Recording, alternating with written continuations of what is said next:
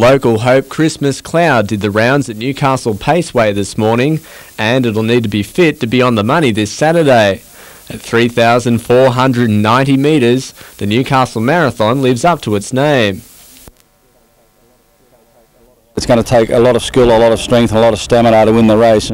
Last night, the racing fraternity gathered for the barrier draw, and sure enough, a favourite emerged. Probably Franco Timor. It's off a 20-metre handicap. It's from the strong Peter Tritton Vicky Bridge stable in Sydney, and they've been going very well lately. They won a couple of races in Melbourne during the Inter-Dominion. Christmas Cloud is also rated a good chance to take the $20,000 prize money. His lead-ups have all been good. He should, as long as he doesn't pull in the run, he should probably nearly win the race, hopefully. One thing's for sure, the Breast Cancer Institute of Australia will be a winner on Saturday night. The Australian Hotels Association not only raising money for the race, but several $1,000s for vital research. Colin Baldwin, NBN News.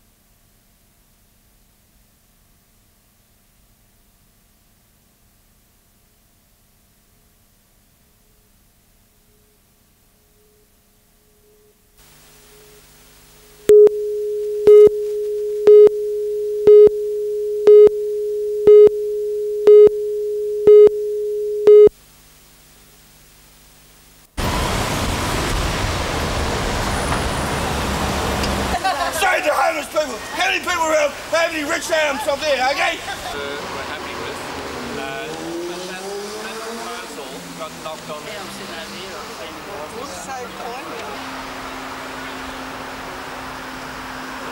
More intensive case management for people. The component about the new program is that there's a rehabilitation part to it, there's a caring part to it, there's a part to it that says if you want to help yourself, we can help you.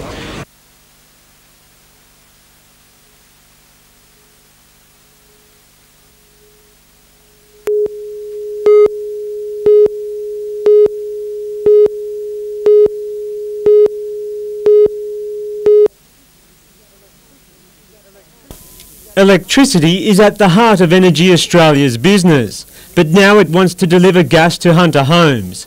Its managing director was in Newcastle today to announce sponsorship for Surfest. Later, he hit out at AGL for making entry into the gas market difficult. But we think the prices for the entry to the main are way too high, which if they keep the prices at that level, we won't be able to reduce the prices for our Newcastle customers. He has told the Independent Pricing and Regulatory Tribunal that AGL's proposal for access to the gas mains it controls is inflexible. You're saying there's anti-competitive conduct going on? Yeah, we're saying that the regulator has to set a set of rules that allow competition in this marketplace to drive prices down as happened in electricity. A spokesperson for AGL says it has had open access for 2.5 years. Regulations require it not to discriminate, and the gas company is adamant that Energy Australia gets the same pricing deals as its own marketing team. David McElwain, NBN News.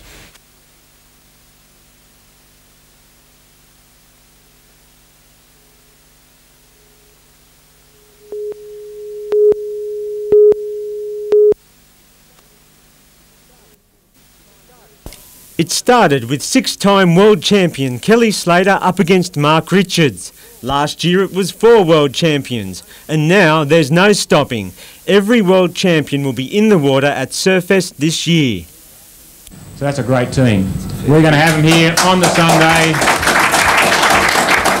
Today, Energy Australia upped its support for the contest to become the first naming rights sponsor, and Newcastle's Lord Mayor was obviously relieved. That the surfing industry, I truly believe, will be part of what Newcastle will represent in the future. There's no question about that. But the focus today, just a taste of what is to come, as 4 world champions spoke about how much they're looking forward to the big event. It's awesome to be able to surf out there with guys that you've looked up to all your life. So you're in serious training for this event? I've been in serious training for this event for ages, mate. You pride yourself on being able to surf, and all the money in the world wouldn't mean much to you if you're fat and you couldn't paddle out, you know? I think you feel more nerves in a situation like this, going out with 12 or so of the very best surfers in the world. You really feel like you've got to go out there and deliver, and I think when you're 42 years old and you've got a stuffed back and you're feeling pretty worn out, and you think you surf like a bit of a Gumby these days.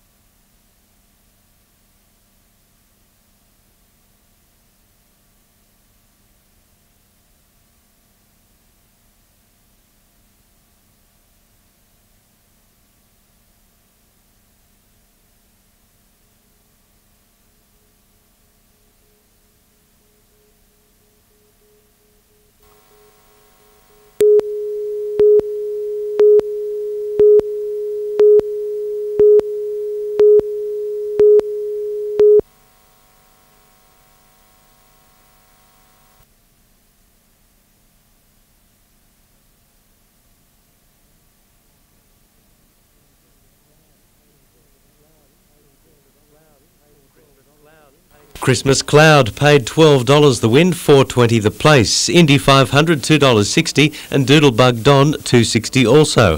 The Quinella paid $45.60. The Trifecta more than $2,000. From the track to the harbour, and 950 people swam, cycled and ran their way around Newcastle's foreshore today in the Newcastle Corporate Triathlon. Redhead's Boyd Conrick won the men's in a time of 49 minutes 30 seconds. Sydney's Kirsten Malloy was the first woman home in 55 minutes and 40 seconds. And thrills and spills at the Newcastle Speedway overnight, with a host of interstate drivers vying for top honours. In the Amcar Nationals, Gary Wyburn spun out, leaving Shannon Singleton with nowhere to go. Victoria's Edward Schweiler had trouble keeping his Formula 500 upright. And in the sprint car main event, Sydney's Bob Jackson took the checkered flag.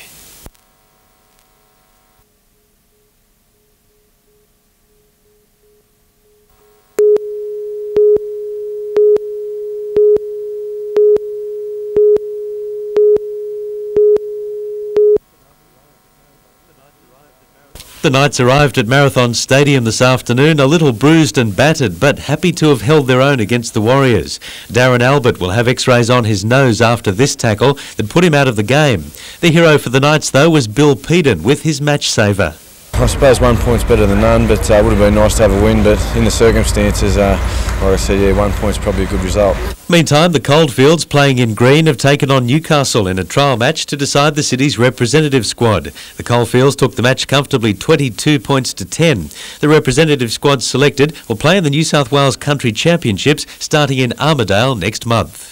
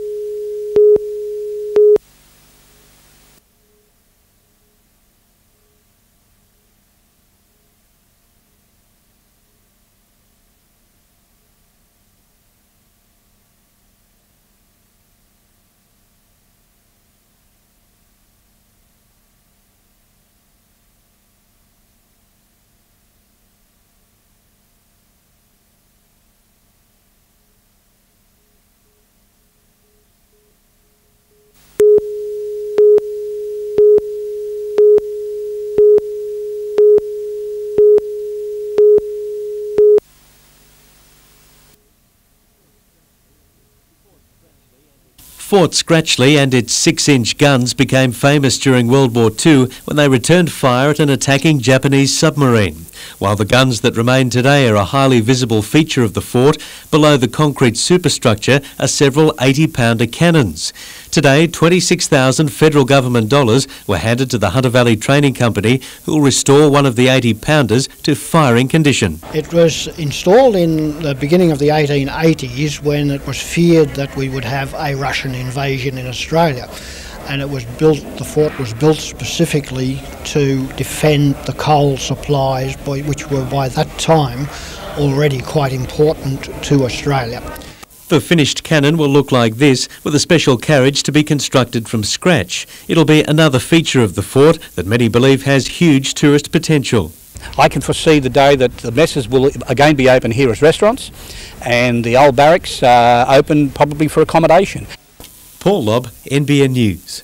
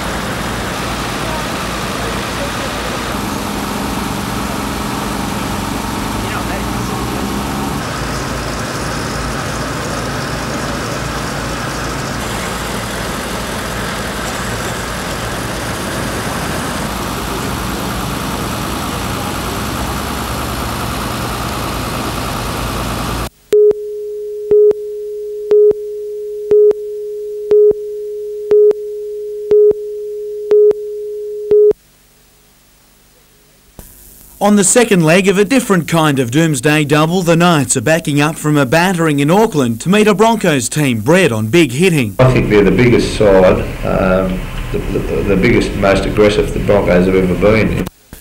And that's why Ryan has selected an all-forward bench with Troy Fletcher on standby for Ben Kennedy, who isn't expected to earn a clearance until Friday at the earliest, after suffering a range of injuries, especially a shoulder problem. They're working on him, and I think the prognosis is that if he responds, that he'll be able to play. But given the situation, Ryan rates this weekend's match as the yardstick to gauge just where Newcastle is at. I couldn't think of a harder examination than to go to Brisbane and play them in their first home game of the year. The match offers personal challenges for some as well. In his second year in the top grade, Steve Simpson will get to test himself against the best. Especially for me in the back row, like with Brad Thorne and Tallis, blokes like playing like they're about the best in the game sort of thing. So as a yardstick, I think they're the team to beat sort of thing. Meanwhile, the Warriors' Logan Swan's early guilty plea has earned him just a points penalty after this careless tackle on Darren Albert. Jim Callanan, NBN News.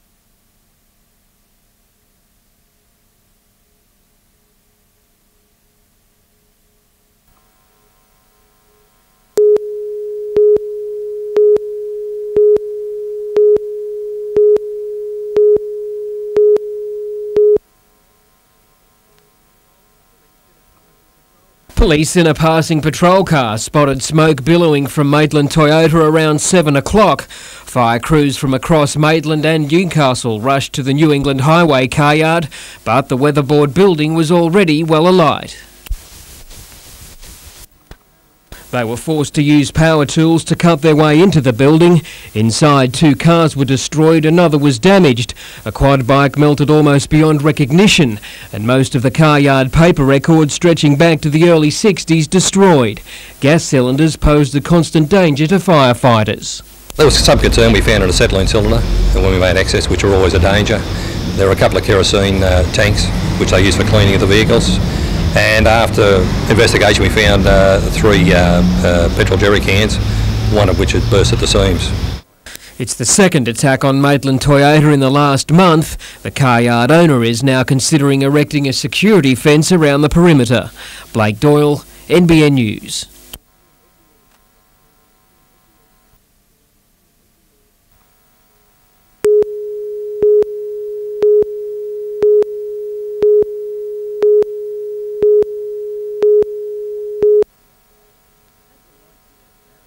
At the Life Without Barriers Centre on Wednesdays and Thursdays, people with disabilities take part in various arts and crafts, or even sport. And there are costs involved with keeping the show running. So the healthy check presented today will go a long way in making sure the doors stay open. Life Without Barriers is always looking for how we can expand, how we can get more services to people that are stuck at home, don't have any ability to pay for services themselves. Meanwhile, at Maitland last night, 37 aspiring models took to the catwalk in Model for Life 2000.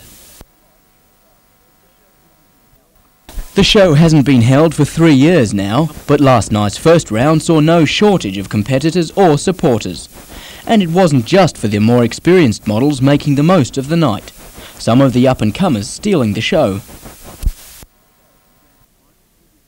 The grand finals will be held at the end of June. Adam Harper, NBN News.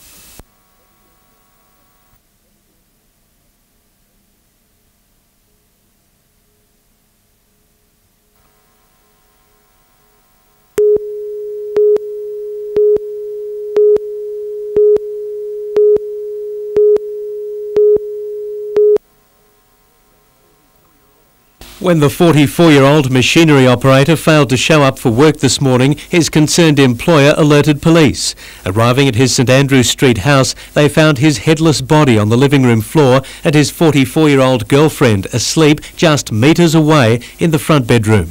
She is in our custody. She's receiving some medical treatment and she is assisting us with our inquiries, yes. Local police say it's one of the most brutal murders they've seen. The man's decapitated head also found in the house. Neighbours and the victim's family are struggling to come to terms with the attack. The murder has shocked residents in the normally quiet street. They say while the victim was generally well liked, he at times endured a rocky relationship.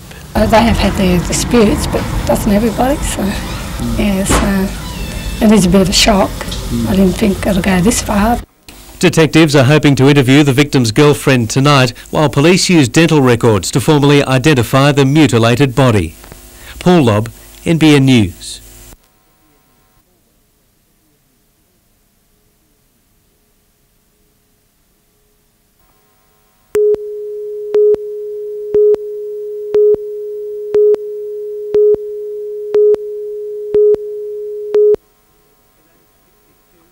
At age 62, billionaire media tycoon Kerry Packer loves his game of golf. But after teaming up with longtime friend Greg Norman to design an 18-hole course for his Elliston country retreat near Scone, Mr Packer forgot to lodge a development application with Scone Council before starting work. So Scone Council has halted construction. It would have been obvious to most that a development application may well have been required, or at least they should have had some consultation with council to establish whether that was the case or not. Yes, I think we were surprised. The golf course is the latest addition to the Packer family property that employs more than 100 people to run the 6 polo grounds, the horse swimming pool, rifle range, go-kart track, even a private licensed club. It's planned the golf course will entertain guests during the Olympics. With work halted, a DA has now been lodged and will be processed, the council believing the incident may have been an oversight by Australia's richest man. And he's certainly shown in the past, no attempts at all to disregard the proper process. We've had many building applications, etc., for all the work that's been constructed out there on site in the past. Paul Lobb, NBN News.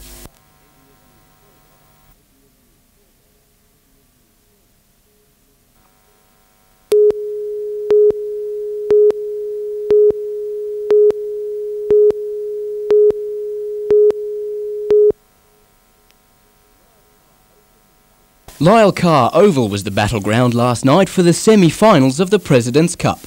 And the first bout saw the reigning premiers, the Edgeworth Eagles, struggle against South Cardiff Gunners, despite their heavy attacking techniques. Both teams struggled to find their mark, but Wayne Bailey broke the drought late in the first half with a long cross from Michael Williams. Going into the break, it was 1-0 to Edgeworth, and coming back, South Cardiff was gunning for a goal, but were repeatedly denied. Not the case for Edgeworth, with Bailey putting in a cross to the head of Matt Parker to take the final score to 2-0. And in the second match, Cessnock Hornets stung Broadmeadow Magic with 3-0. But it wasn't through a shortage of opportunities for Broadmeadow. The Hornets just managed to find their feet in the second half and walk away with a convincing win. Next weekend we'll see Broadmeadow and South Cardiff play off for 3rd and 4th, while Edgeworth and the competition favourites Cessnock battle it out for the President's Cup. Adam Harper, NBN News.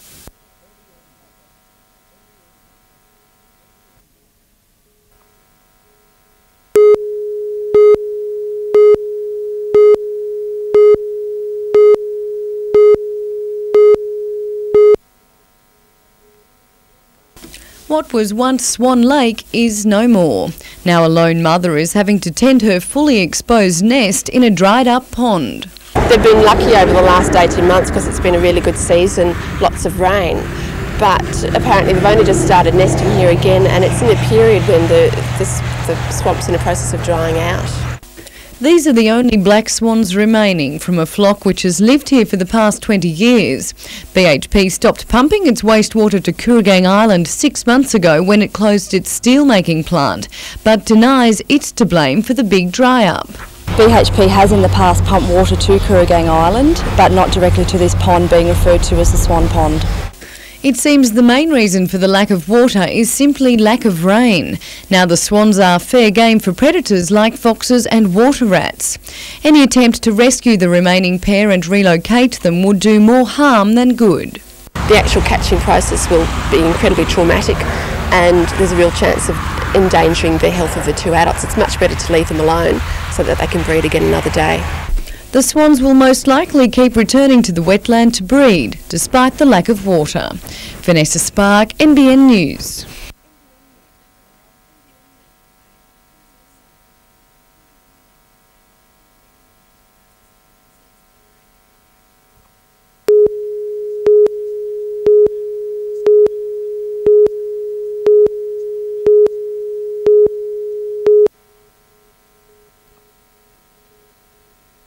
The country has come to town at this year's show. Youngsters who didn't know that Australia once rode on the sheep's back were shown a thing or two today by shearer Alan Bailey. I like it how he didn't even get a little scratch on him. I would have been dug all his skin off him. I wouldn't even nearly got him down.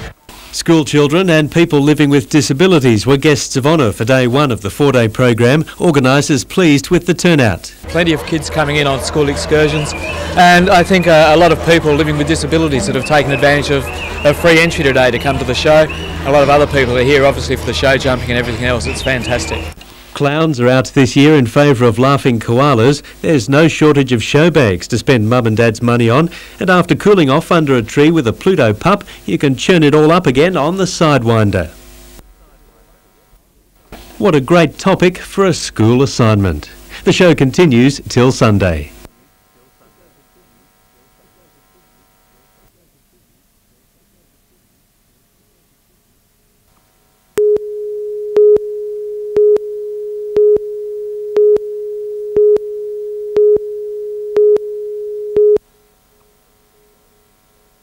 18-year-old Tim Galagos, his father and grandfather got together to give Tim an 18th birthday present none of them would forget.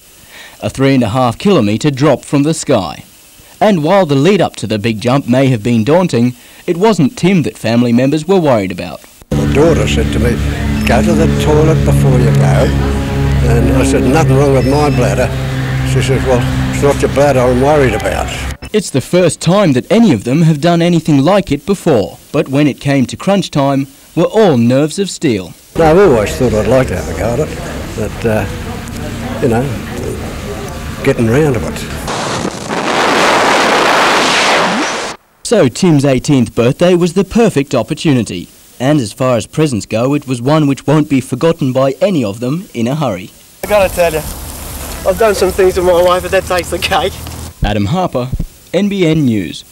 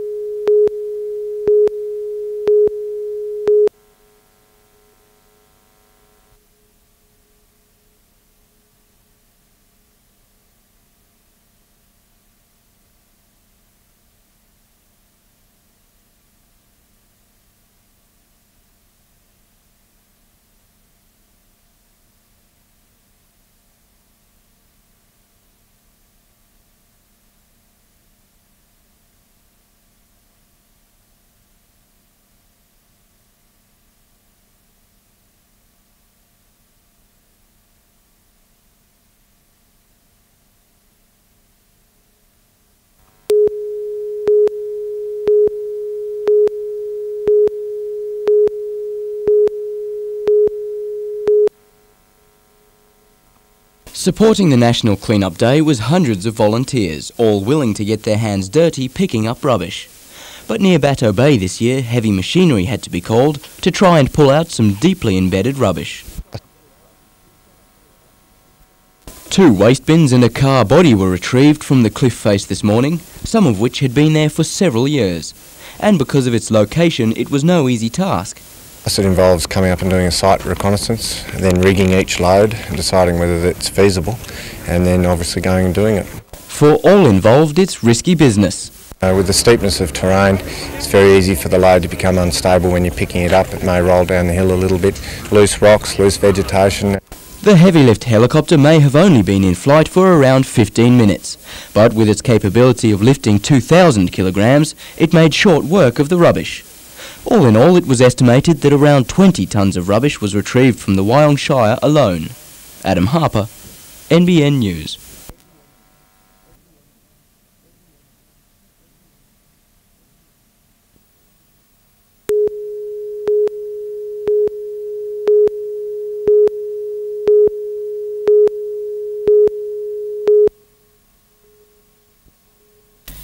In recent years, the state government has devoted $55 million to cracking down on crime on our railway stations with the implementation of security cameras. But it seems capturing the criminal red-handed on camera is no guarantee the incident will be investigated, with claims it cost the government hundreds of dollars to retrieve the footage. And that's not good enough. You know, we've got to try and get a feeling of security back to the commuters as well as the drivers to say that the rail system is one of the safest. Apparently, State Rail signed a contract last year with technology company Philips Project Australasia to monitor and retrieve the footage. But a regular call-out to access the pictures can cost up to $1,500. And it's a move that's proved a major deterrent to station masters wanting to pursue criminal prosecution. Maitland Mayor Peter Blackmore also believes it's why no prosecution has been pursued over vandal acts at crime-ridden stations like Medford over the last 5 years. 5 years down the track, exactly, we are no further advanced. There has not been one successful conviction as a result of camera footage. City Rail today conceded there have been difficulties with the system, but say that by July surveillance will be centralised on a live monitoring system across the state. Helen Kapelos, NBN News.